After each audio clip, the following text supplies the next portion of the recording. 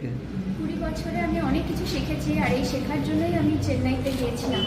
আমার খুব ভালো লাগছে যে আজকে যখন আমি এসেছি তখন সবার এই পার্থক্যটা বুঝতে পারছে যে নাচ তো খালি কিছু মুভমেন্ট নয়, খালি কিছু ডিগবাজি খেলাম সেটা নয়, বাট নাচের মধ্যে যে নাচের সঙ্গে যে মানুষের সঙ্গে একটা সম্পর্ক গড়ে তোলা যায় সেইটা যে আমি ধরে উঠতে পেরেছি, লোকের মনকে ছুঁতে পেরেছি। কয়েকজন আমাকে এটাও বলেছেন যে তোমার চোখে নাচটা দেখে আমার চোখে জল এসে গেছে। এইগুলো যে আমি শুনতে পেয়েছি, আমার খুব ভালো লাগছে। আমি আরও ভালো কাজ করতে চাই, আমি চাই যে আরও বাঙালি, আরও কলকাতা যেন আমাকে ভীষণভাবে আঁকড়ে ধরে থাকে।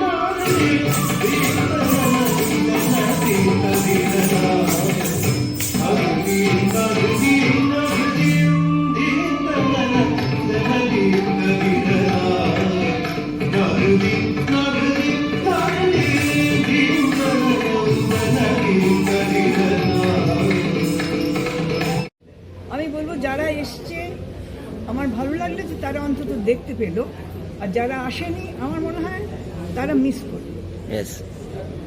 কারণ এই ধরনের নাচ কিন্তু হয় না কলকাতা, একদমই না। এমনি প্লেন হয়তো ভারতনাট্যম নিতে জিতবে, কিন্তু এইভাবে মানে কি বলবো, ওর যেহেতু ভাষাটা ওরা বুঝতে পারবেন এখানকার লোক, তার জন্য এই যে ক্লিয়ার করে দেওয়াটা ব্যাপারটা, সব ডিসক্রাইব করে সব কিছুটা বুঝিয়ে করা, এটা এখানে পাবেন।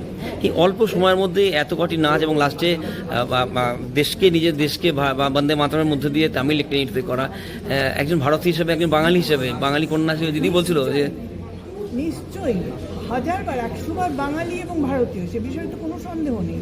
চেন্নাইতে রয়েছে যে তার কারণে থাকতে বাধ্য হয়েছে, কারণ উপায় নেই, শিখতে গেলে ওখানে থাকতে হবে, এখানে তো যাওয়া আসা করে শেখার কোনো উপায় নেই, সুতরাং ওখানে থাকতে হবে। সুতরাং ব্যাস, ঠিক আছে। আজকে যারা দিদির পাশে ছিল এত সুন্দর অনুষ্ঠানে, তাদেরকে কি বলবে তুমি? তারা রয়েছে, প্রত্যেককে আমি ধন্যবাদ জানাবো, প্রত্যেককে ধন্যবাদ যে তারা এসেছে। আমার মেয়ে অন্তত কিছু লোককে তো দেখাতে পেরেছে, এতদিনের কষ্টটা, সেটাই যথেষ্ট। আবার একদম দিদি, অসংখ্য ধন্যবাদ।